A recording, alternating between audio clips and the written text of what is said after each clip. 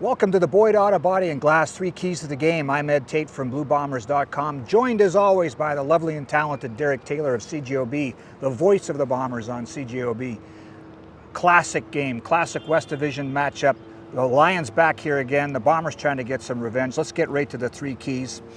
And first and foremost, we got to talk about protection for Zach Collaros, because that was certainly an issue in the first game. Never before the BC game in week 3 had the Bombers given up more than 5 sacks with Collaros at quarterback. They gave up 7 that day. Matthew Betts blowing kisses to the crowd here at IG Field.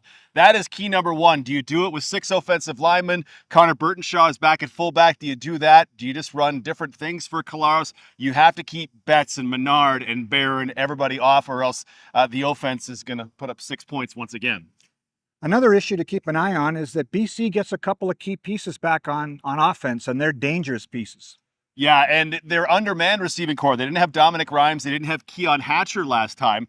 And yet there was a point where Doug Brown says, there's nobody within 15 yards of Lucky Whitehead. It's a terrible Doug Brown impression, but I think the point is made, right? Winston Rose comes back into the lineup tonight. That's a nice move for the Bombers, but you've got to figure out how to be able to cover BC better, because they were wide open in that week 3 game. And the other change for the Lions that's worth noting here is that Vernon Adams Jr. is not going to be a quarterback. It's going to be Dane Evans, and the Bombers have a history against this guy. Yeah, a little bit of both, right? The game in Hamilton last year was 5 touchdowns and maybe the greatest game Dane Evans will ever play.